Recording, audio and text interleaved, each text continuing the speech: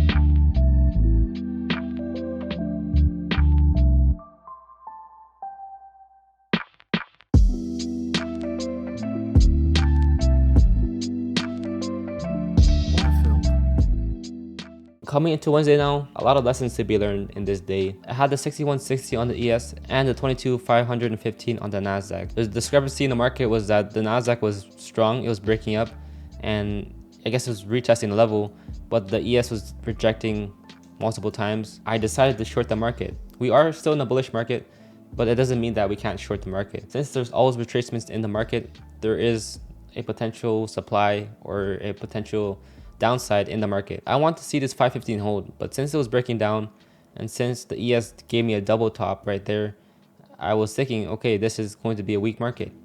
We see how it goes up there in the beginning, it rejects, and then it gives you this strong buying candles that go to the upside. And when I see that, I know that people feel like it's going to break up, but then later it just fails because they don't know that there's supply rejection right there. But as I was interested in taking the trade at this area right here, there was a 10-minute, or at 10 a.m. there was a data that was coming out. I really wanted to take the trade, but data was coming out, so I didn't know what will happen. And I didn't want to get into trade because it just might make me like lose a lot more money, right? So I just waited, and then it didn't really nothing really changed. So, but I can't really change that because there was data, so I was trying to respect it. I later missed the trade. It was going down too low right here, so I decided that maybe I should be in the Nasdaq instead. I'll get into the Nasdaq because I have a better risk, and I waited as it broke down this 515 level.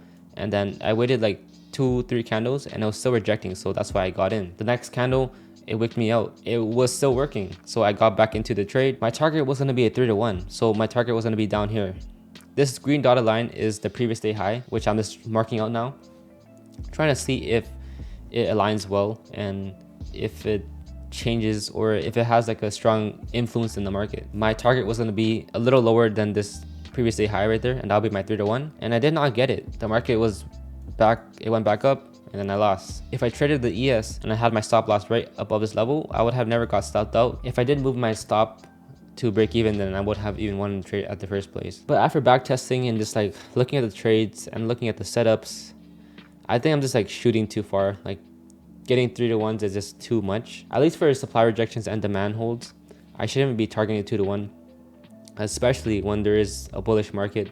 And the downside is we never know where it can hold up the market, right? Although this trade worked out, but I just didn't give it this space. But I think right now, since I'm just been getting stopped out or just like losing trades, I think I'm just gonna stop targeting like a super high risk reward, and I'm just gonna just target 2-to-1s. I was thinking that when I was getting this trade, my 2-to-1 would have been right there, and I would have gotten my TP right there, and I would have been happy about the trade. I don't know why I didn't really realize this, or maybe I just didn't put it into words, but it was always a setup basically.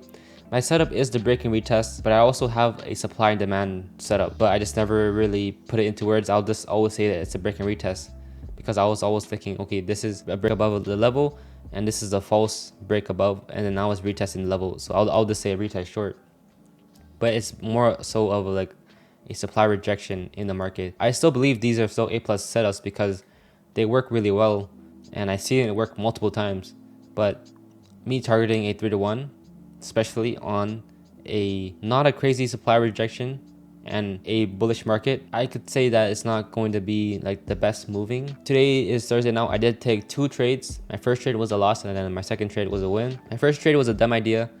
I am gonna first zoom out in the bigger time frames. I'm gonna go to the 30 minutes on the ES first. The previous day there was a supply rejection right here that was stopping the market from going up, and if I do zoom out in the bigger time frames, like the 4-hour going to the left, there's multiple rejections at the 6160. It's pretty hard to see when there is like so many different lines going on your screen, but we do see the 6160 have holds, rejections, exactly rejection right there, rejection.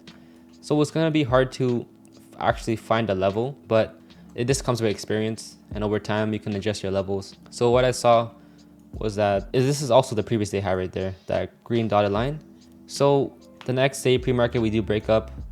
I don't know why he's doing those 2 arrows, but it does have a rejection right there at the 6172.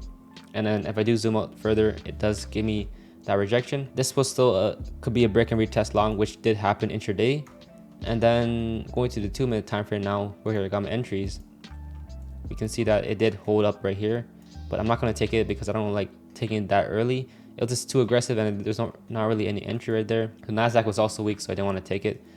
Later it does break up, it does gives you a retest right there, and I did take it right there, and I got a 2-to-1. Going to the 2 charts now, at 10 o'clock we did have data that came out, and it rejected exactly at that supply zone. It got wicked back under. It was rejecting right there, so I was like deciding, oh, maybe I should short this level.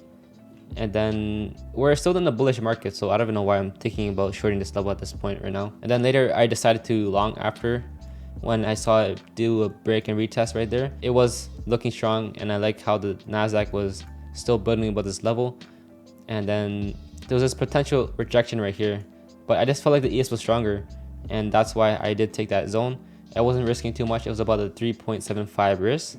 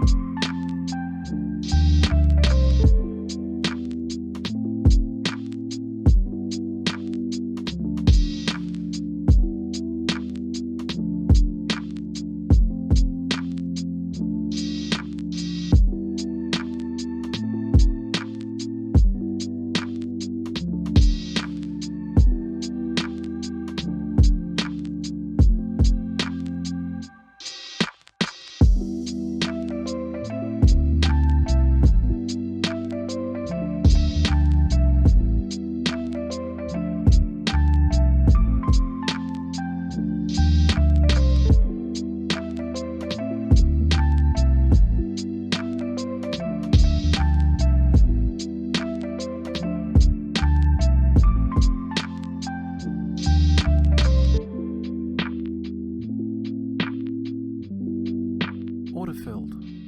Since my whole week was break even and I did lose $69 on Wednesday, and I did make about $22 I believe today, so I'm still down about like 40-ish dollars. I do have one more trading day tomorrow, and I will see if I take any trades. And what I like to say is, how you do one thing is how you do everything. Keep staying disciplined, keep staying consistent, and let's just get 1% better every day, and I'll see you in the next one.